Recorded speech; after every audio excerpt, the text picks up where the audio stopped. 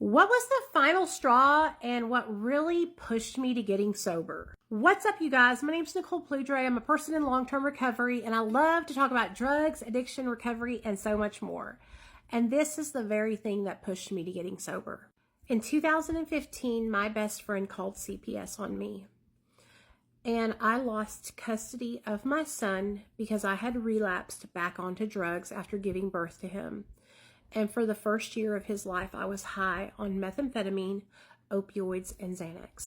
When Child Protective Services came to my house, they had me believing that they were not going to take my son, and that as long as I put myself in detox and treatment, that I could allow my son to go with my mother and father-in-law, and I could get the help that I needed. But that is not what they did. I put myself in treatment, and I petitioned the court to have my son go to his Gigi and Papa's, his grandma and grandpa, and the state of Arkansas, CPS, denied my mother and father-in-law, stating that they were too old. They were only 60. My mother and father-in-law are outstanding citizens.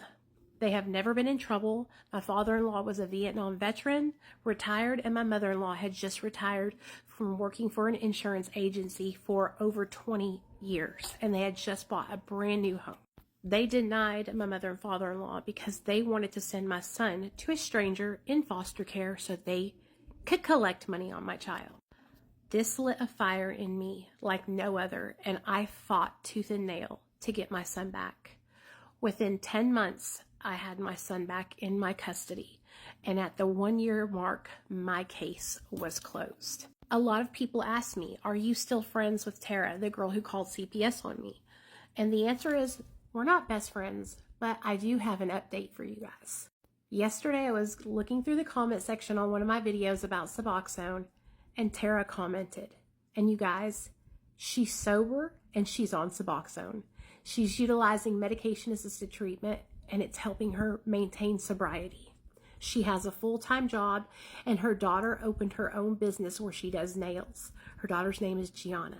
So people ask me that all the time, and they ask me if we're still friends, if I forgive her. 100% I forgave her. I forgave her when I had 6.5 years sober, and she came to me and she was honest, and she admitted to me that she was the one who called them on me.